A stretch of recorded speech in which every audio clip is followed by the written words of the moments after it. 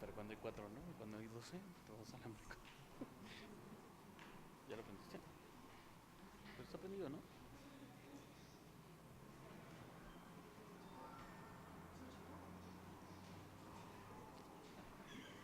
Sí, bueno, probando. 2, 2, 2, 2. Señor. Ahora entiendo por qué no nos lo daban. No sirve, ¿no? No, no sirve. Este sí sirve. El inalámbrico no sirve.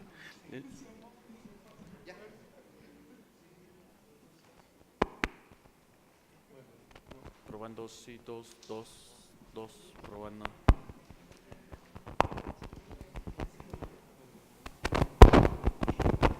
Sí, probando, sí, 2, 2, probando, 3.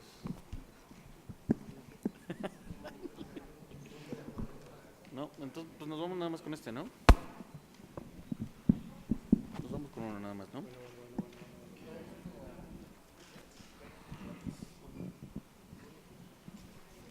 Buenos días, vamos a reanudar la sesión. Le doy la bienvenida a las y los diputados que nos acompañan, a los medios de comunicación, a los ciudadanos que nos siguen a través de la página de internet y del canal del Congreso de la Ciudad de México. Asimismo, le doy la bienvenida a la maestra Vilma Ramírez Santiago. Muchas gracias. Bienvenida, quien aspira a ser seleccionada a la terna que se elegirá en estas Comisiones Unidas para posteriormente enviar a la jefa de gobierno para la designación como titular de la Comisión de Atención a Víctimas de la Ciudad de México. Le solicito a la diputada secretaria, que fungirá en esta ocasión, le dé lectura al formato aprobado para las entrevistas de las y los aspirantes a comisionado o comisionada de atención a víctimas. Sí, gracias, diputado presidente. Por instrucciones de la presidencia se procede a dar lectura al formato de las entrevistas de las y los aspirantes a comisionada o comisionado de atención a víctimas de la ciudad. Se aprueba el formato mediante el cual se realizarán las entrevistas a las personas aspirantes a la elección de la terna que se enviará a la jefa de gobierno para su designación como comisionada o comisionado de atención a víctimas de la Ciudad de México para quedar como sigue. Duración de la entrevista 40 minutos. Presentación del proyecto para la Comisión de Atención a Víctimas de la Ciudad de México, 15 minutos. Preguntas de las y los integrantes de las Comisiones Unidas de Atención Especial a Víctimas y de Derechos Humanos por Grupo Parlamentario y Asociación Política, 10 minutos. 2 preguntas máximo por cada asociación política y grupo parlamentario. Preguntas de la sociedad civil leídas por el presidente de la Comisión de Atención Especial a Víctimas y por el presidente de la Comisión de Derechos Humanos, 5 minutos. Respuesta de la o el aspirante, 10 minutos para dar respuesta a todas las preguntas. Cumplida su instrucción, diputado presidente. Gracias, diputada. Tiene el uso de la palabra hasta por 15 minutos la maestra Vilma Ramírez Santiago para presentar el proyecto para la Comisión de Atención a Víctimas de la Ciudad de México. Muchas Un minuto gracias, antes de que concluya, se le mostrará una tarjeta para que pueda concluir su intervención. Muchas Adelante, gracias, señor maestra. diputado. Muchas gracias. Agradezco mucho la presencia de ustedes para poder escuchar este proyecto en el marco de la convocatoria a la que se ha hecho alusión. Bueno, lo que yo voy a presentar en este momento son 10 propuestas que se enmarcan en mi programa de trabajo, el cual se les hizo llegar cuando presenté los documentos para registrarme. Como primer punto, procedo a señalar lo siguiente. Uno de los puntos son conformar un registro de atención a víctimas que permita contar con información estadística sólida y suficiente en cuanto a las causas, circunstancias y contextos sociales en que ocurren los hechos victimizantes, para con ello generar política pública en materia de prevención, atención y sanción en cuanto a delitos y violaciones a derechos humanos. ¿Por qué expongo lo siguiente? Porque contar con un registro sólido nos va a permitir contar con datos duros suficientes en cuanto a datos desagregados, sexo, género, los contextos sociales donde ocurre el hecho victimizante. No es lo mismo ser víctima en una alcaldía como es Milpa Alta, Tláhuac, por citar algunas, a ser víctima en una alcaldía como es Benito Juárez y como es Miguel Hidalgo. Las brechas a veces de desigualdad, la falta de movilidad social, tampoco permite acercarse a los servicios, pero esos contextos no pueden, más bien tendrán que ser tomados en cuenta. Contar con estos datos duros sobre el contexto social que se vive, sobre si son mujeres las que más ocurre el hecho victimizante, si son hombres, cuáles son los delitos que más, por los que más hay esas violaciones, cuáles son las violaciones a derechos humanos, nos va a permitir tener un registro sólido. La experiencia, por ejemplo, la Comisión Ejecutiva de Atención a Víctimas a nivel federal surgió como por el 2013 y es el momento que apenas se está consolidando. Por eso, desde un primer momento hay que arrancar muy bien con un registro sólido, contar con esta información. El registro va a ser fundamental. Además, recordemos que el registro es el que va a soportar toda la información que se va y toda la atención que se va a brindar a la persona o personas en situación de víctima. Como siguiente punto tenemos contar con un equipo multidisciplinario, profesional, capacitado en derecho, derechos humanos, psicología, psiquiatría, medicina, trabajo social, entre otros, sensible y próximo a la ciudadanía, que brinde acompañamiento integral a las personas en situación de víctima, partiendo de que en torno a esta, o sea, la víctima, es en quien deberá girar todo el actuar público. Específicamente, yo considero que el capital humano es fundamental en una institución. Si no tenemos un capital capacitado y sensibilizado, de nada va a servir tener una institución quizá bastante sólida. Creo yo que el capital humano es fundamental, creo que las instituciones las hacemos las personas. Hay que partir siempre de la máxima que hablan los textos de la administración pública, tanto local como federal, la persona adecuada al puesto adecuado, lo que se le llama el perfil de puesto. Pero además esta persona tiene que ser capacitada, se capacita en actualizar en conocimientos. Decía por ahí un jurista uruguayo, Eduardo Couture, en un decálogo de los abogados: estudia, el derecho se transforma, si no te actualizas serás cada día menos abogado. Yo creo que no nada más es esto en la materia de derecho, tiene que ser en todo, sobre todo por este principio de progresividad, donde vamos cada día viendo cómo se hacen más extensivos y expansivos los derechos para el goce de libertades fundamentales. Por ello creo que se capacita en cuanto a conocimientos, pero también se sensibiliza en cuanto a la dignidad, que es el eje fundamental sobre el que gira el ejercicio de estos derechos y libertades fundamentales.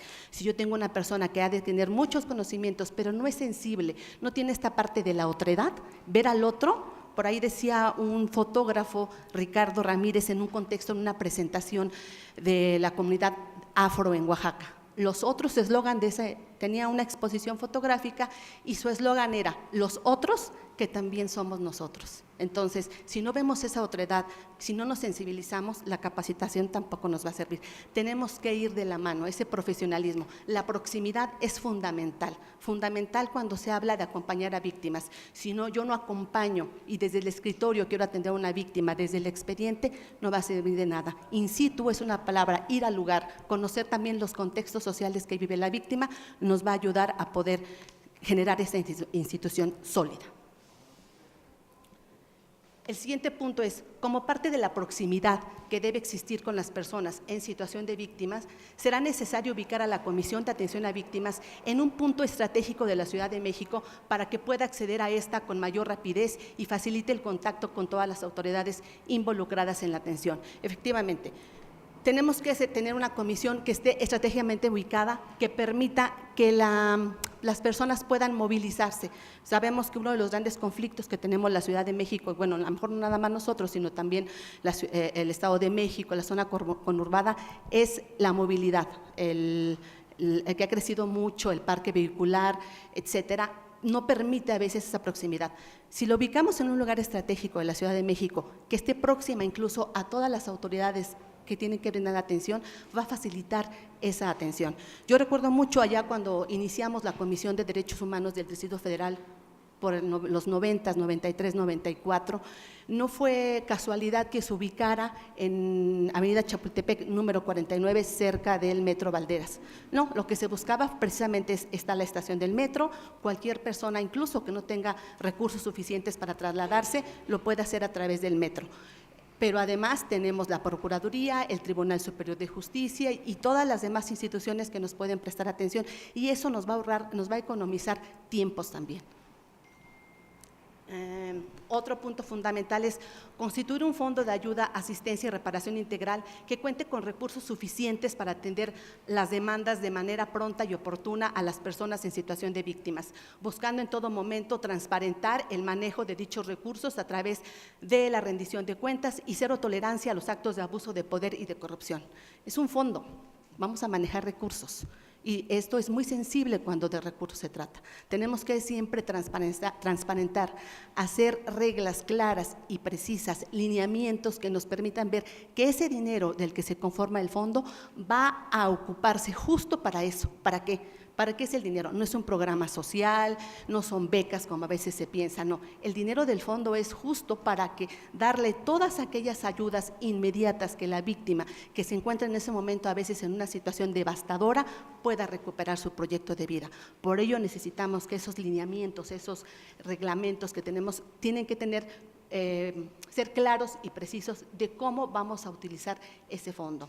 Esto es por un lado, tenemos que tener recursos suficientes, porque además, si bien la Ley General de Víctimas marca en el 88 bis una compensación subsidiaria, esto es, si yo no tengo dinero suficiente ya en mi fondo, puedo acudir a la comisión y decirle, mira, necesito que este caso lo atraigas porque es de gran trascendencia, es un hecho victimizante muy grave, son violaciones graves, por favor atráelo. ¿Lo puede atraer? Sí, pero a veces es triangular, porque en lo que se ejerce la facultad de atracción, en lo que pasa por todos sus procedimientos para decirnos si sí o no cumple con los requisitos para traerlo, y finalmente pongamos que se le dé, habrá que reembolsarlo. Esto también se vuelve a veces un poco tortuoso para la víctima que no entiende de tiempos. A lo mejor los que estamos en la institución vamos a entender estos procedimientos, pero ellos no lo entienden porque están viviendo ese hecho victimizante. El siguiente punto es establecer mecanismos claros y precisos que permitan agilizar los procedimientos de ayuda, atención inmediata, para que las personas en situación de víctima puedan acceder en forma expedita a los recursos del Fondo de Ayuda, Asistencia y Reparación. ¿Esto por qué lo señalo? Porque muchas veces lo que se hace es, una vez que se detecta el hecho victimizante, hay que entrar a ver trabajo social para ver su contexto socioeconómico, empezar a hacer estos estudios, ver si necesita la atención médica, la atención psicológica de emergencia, sobre todo en aquellos hechos como son tortura, la gente queda con un estrés postraumático tremendo que hay que levantarlos muchísimo, pero esto también lleva un trámite. Y muchas veces la experiencia que me ha hecho es que los trámites a veces se atrasan porque no hay manuales y procedimientos que den tiempos. Aquí es imperante tener, la gente dice, es que ¿para qué queremos tantos manuales? No, hay que tener una ruta crítica clara, tener tiempos precisos. El principio yo creo que de expeditez es algo que debe de primar en las instituciones. La víctima ya está cansada de tocar muchas puertas y hay que ser una ruta crítica con tiempos precisos, mínimos y quizá máximos, pero que sean los menos onerosos y que sea una menor carga para la víctima. El siguiente punto es generar sinergias con la Procuraduría General de Justicia y la Comisión de Derechos Humanos del Distrito Federal a fin de trabajar conjuntamente para lograr que en los procedimientos que se tramitan, ya sea la integración de una carpeta de investigación, una averiguación previa, un expediente de queja, sea posible determinar la calidad de víctima y con ello las víctimas puedan acceder a todos los servicios multidisciplinarios y recursos del fondo. La ley es muy clara, se tiene que otorgar la calidad de víctima. Víctima es aquella persona en quien sufre una afectación a su bien jurídico, ya sea físico, emocional, económico, a sus derechos. Pero esto lo tiene que hacer ¿quién? Como hablamos de que es una ley que protege víctimas de delitos y víctimas de violaciones a derechos humanos, tienen que ser la Procuraduría y la Comisión de Derechos Humanos del Distrito Federal en un primer momento. Luego, entonces, es importante sensibilizar. Una de las trabas que se tiene ante el Ministerio Público es que no quiere dar la calidad de víctima porque dice que al dar esa calidad, lo que se hace es que se presume sobre la responsabilidad del otro. Nada más falaz y falso que eso, valga la redundancia.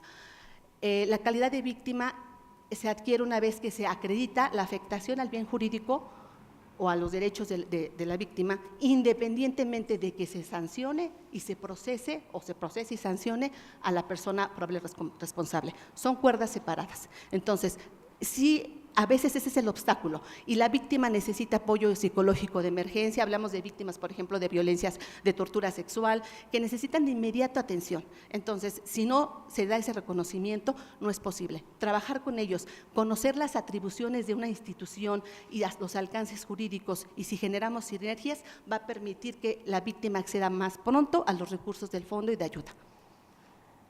El siguiente punto, que es el 7, que es trabajar de manera conjunta con la Asamblea Consultiva, dentro de la cual participa la sociedad civil, ya que esta, como órgano de opinión y consulta, podrá poner en relieve las necesidades de las personas en situación de víctima que permitan generar presupuestos a fin de atender sus demandas, Efectivamente, la naturaleza jurídica de la Comisión de Atención a Víctimas de la Ciudad de México es ser un organismo descentralizado. ¿Cuál es su característica? Tienen personalidad jurídica propia, autonomía técnica y de gestión. Esto quiere decir que tienen un fin específico que tienen que cumplir, una misión específica que tienen que cumplir. Luego, entonces, si esta es generar este tipo de acciones hacia las víctimas, por eso es importante contar con una junta de gobierno y una asamblea consultiva. Tiene esta naturaleza jurídica, hace que tenga dos órganos, tanto podríamos decir que de control y de supervisión, como de consulta y opinión. En la Junta de Gobierno, como sabemos, también va a participar la gente de la sociedad civil, pero también participan instituciones. Por ejemplo, uno de los puntos fundamentales es la Secretaría de Finanzas. ¿Por qué? Porque le tenemos que rendir cuentas sobre qué vamos a hacer con ese dinero, si se está utilizando para los fines que persigue la institución, pero además rendirles cuentas sobre lo que se está haciendo en esa atención oportuna. Y la Asamblea Consultiva se constituye en un órgano importantísimo, está constituido por gente de la sociedad civil y quien ellos que nos traigan a la mesa las demandas de la sociedad civil. Conociéndolas podemos generar propuestas, acciones y políticas públicas. Es el ciclo de la política pública para traducirse en leyes, lineamientos, etcétera, para que puedan ser exigibles y justiciables. El siguiente punto es impulsar que el sistema de atención integral a víctimas, conforme a lo que establece la Ley de Víctimas para la Ciudad de México, se reúna periódicamente para llevar a cabo las acciones de coordinación y formulación de políticas públicas. También la experiencia me ha enseñado que muchas veces se generan, por ejemplo, la ley marca muy claramente que este sistema integral tiene que reunirse por lo menos cada 6 meses. Si atendemos a eso, serían 2 veces al año. No sé qué tan eficaz pudiera ser eso. Yo creo que tendría que ser por lo menos 4 veces al año, si no es que más. Pero sabemos que es a veces un poco difícil por las sinergias laborales. Sin embargo, tenemos que hacer un esfuerzo, trabajar y sensibilizar a las instituciones, empezar a acercarnos, que conozcan a la comisión y la comisión conocer al 100% sus facultades y atribuciones. Es importante sensibilizar que este sistema tendrá que estarse reuniendo periódicamente. De lo contrario, no se van a poder articular estas acciones y estas acciones que se establece la propia ley. No es posible, o sea, ¿qué pasa cuando van a las sesiones y no va, por ejemplo, la Secretaría de Vivienda, el INVI? ¿Qué ocurre cómo vamos a el DIF, por ejemplo, que juega un papel fundamental para los albergues? ¿Qué vamos a hacer con eso? Si no van y no conocen claramente. Sí tenemos que sensibilizar y ver cómo articulamos, o sea, impulsar que este sistema se reúna por lo menos, diría yo, 4 veces al año, por lo menos. Punto número 9, tenemos elaborar un modelo de atención integral para las víctimas que permita atender sus necesidades con enfoque diferencial de derechos humanos y de género, tomando en cuenta los contextos sociales de las personas en situación de víctima. Dicho modelo tendrá que ir de la mano del programa que para el cumplimiento de metas y objetivos enfocados a la justicia, verdad y reparación, deberá realizar la Comisión de Atención a Víctimas, en el cual se deberá trazar estrategias y líneas de acción específicas para atender a los grupos de población en situación de desventaja y de vulnerabilidad. Un modelo de atención a víctimas sólido que nos permita tener trabajo conjunto nos ayudará a… Bueno, cierro ahí. Muchísimas gracias, maestra. Sí. Muchísimas gracias, maestra Vilma. Concluida su intervención, le solicito a la diputada secretaria pregunte a las y los diputados quienes desean hacer preguntas al aspirante, enlistarlos y dar inicio con las intervenciones de las y los integrantes de estas comisiones. Por instrucciones de la presidencia.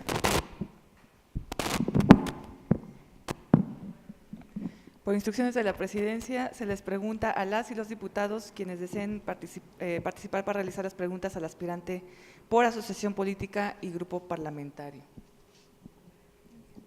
¿No? Diputado José Luis de Morena. Diputado Eliezer. José Martín. La diputada Leticia. Adelante, diputado José Luis.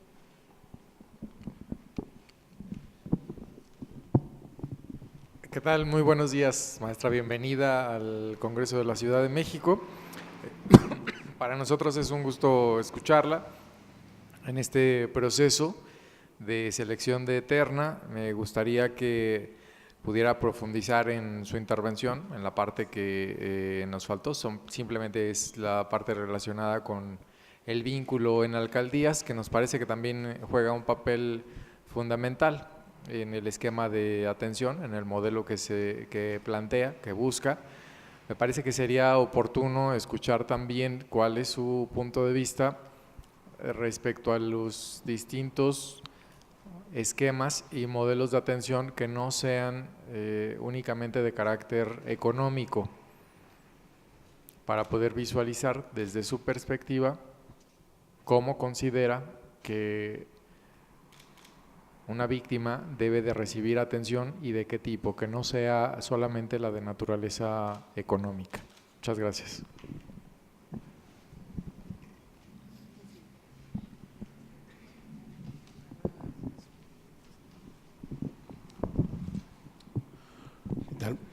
¿Qué tal? Buenos días. Maestra Vilma Ramírez, le agradecemos su exposición de esas propuestas y así como le damos la bienvenida a esta, a su casa. Escuchamos con atención todas estas propuestas que tiene en temas de desigualdad, capacitación, atención rápida y de fácil contacto. Yo tendría 3 preguntas en particular.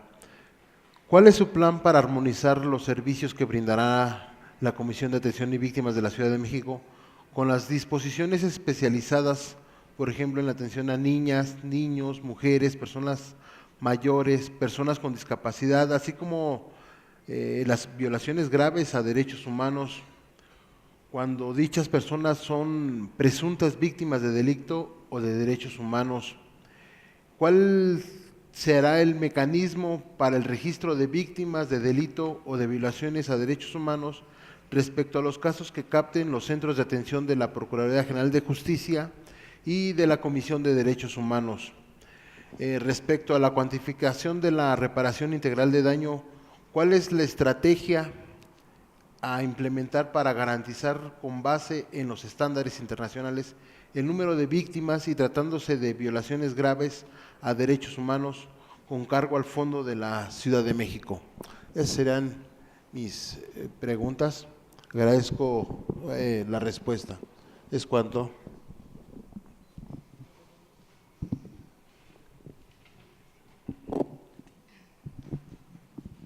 Pues buenos días y bienvenida. Gracias. Pues bueno, a mí me interesa mucho saber si usted ha hecho acompañamiento a víctimas, si lo ha hecho como institución o desde la sociedad civil. ¿Qué tipo de acompañamiento a víctimas? Y otro, ¿qué papel o qué importancia tiene la participación, las organizaciones de la sociedad civil en esta nueva comisión? Muchas gracias. Gracias.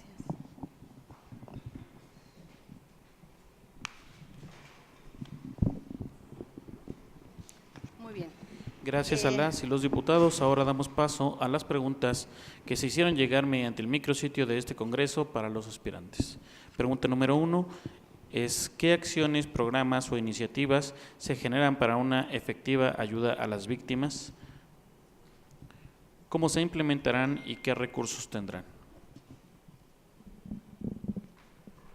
La siguiente pregunta: ¿hasta dónde cree que una víctima está ya lo debidamente atendida? ¿Qué acción propone realizar para llegar o hacer llegar a esas víctimas que su mismo pánico no les permite pedir ayuda? La pregunta número 3 es: ¿qué perfil debe asumir con responsabilidad el cargo de la Comisión de Atención a Víctimas? Ahora el aspirante tiene el uso de la palabra hasta por 10 minutos para responder los cuestionamientos realizados por los diputados, así como las preguntas señaladas por la sociedad civil. Adelante, maestra. Muchas gracias. Bueno, respecto al vínculo con las alcaldías, efectivamente, trabajar con las alcaldías va a ser fundamental. En cada alcaldía se concentran poblaciones que van a variar, como decíamos, en contextos sociales, en género, incluso en grupos en situación de desventaja. Trabajar con las alcaldías para ir entendiendo los contextos en los que se producen los hechos victimizantes va a poder generar acciones y políticas que nos permitan atenderlas. Yo ponía este punto fundamental justo porque hablando de que siempre que se inician instituciones no hay el presupuesto suficiente, y más cuando hablamos de los derechos de víctimas, no va a haber presupuesto suficiente. Tenemos que hacer economías y poder manejar y eficientar los recursos que hay. Por ello yo hablaba que con las alcaldías tenemos que buscar proximidad, conocer esos contextos sociales de las personas en situación de víctima nos va a ayudar a atenderlas de manera integral y plena.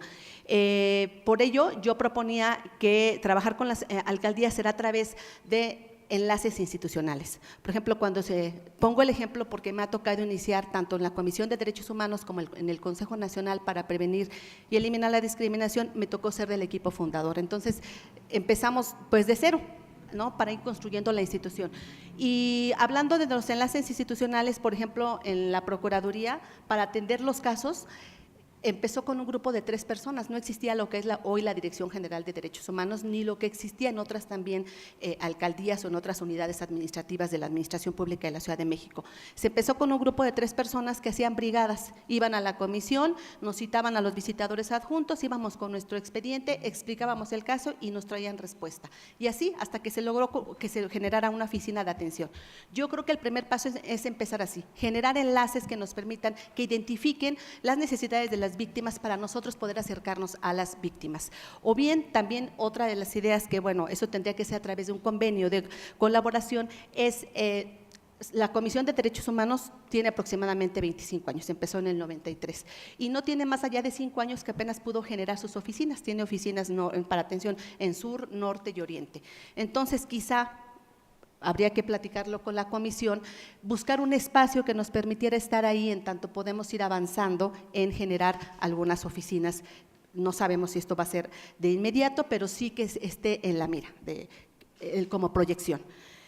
Luego, puntos de vista respecto a esquemas y modelos de atención que no sean de carácter económico.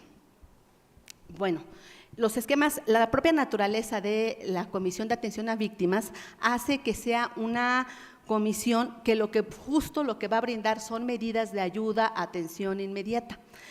¿Qué se busca? ¿Qué esquemas? Los primeros esquemas que se busca es echar mano de todo el sistema de atención integral de víctimas.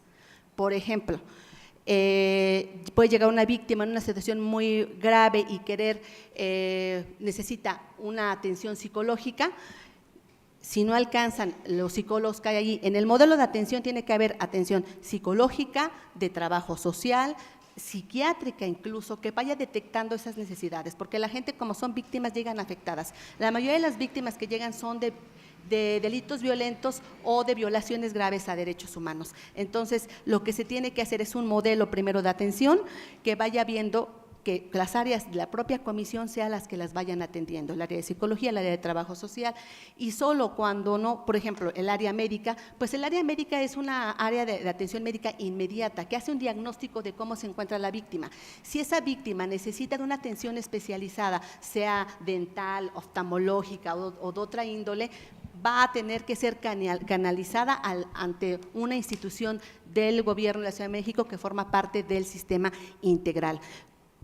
Las ayudas del fondo solo entran cuando son necesarias, cuando con todo el sistema de atención integral con el que cuenta la Ciudad de México y que también puede echar mano incluso a nivel federal atendiendo al sistema nacional, entonces en ese momento se va a poder hasta entonces echar a mano de estos recursos económicos. Pero sí, la naturaleza del fondo sí requiere justo ese fondo para dar tipos de atenciones. Pongo un ejemplo, hay gente que el propio hecho victimizante hace que se salga de su lugar de origen, hay que buscarle un albergue, hay que acudir al DIF, el DIF le va a dar el albergue, pero a veces la capacidad no es suficiente. Entonces hay que buscar y rentarle una vivienda, pero hay que establecer topes. O sea, sí tenemos que buscar apoyar a la víctima, pero siempre en la medida proporcional y siempre buscando primero cómo pueden ser las instancias del sistema de atención que primero le brinde esa atención y después ir. Yo recuerdo mucho cuando me tocó hacer un diagnóstico sobre, por ejemplo, personas adultas mayores, vi que tenemos un marco normativo e instancias robustas que permiten atender, por eso es importante echar primero mano de eso. ¿Cuál es el plan para armonizar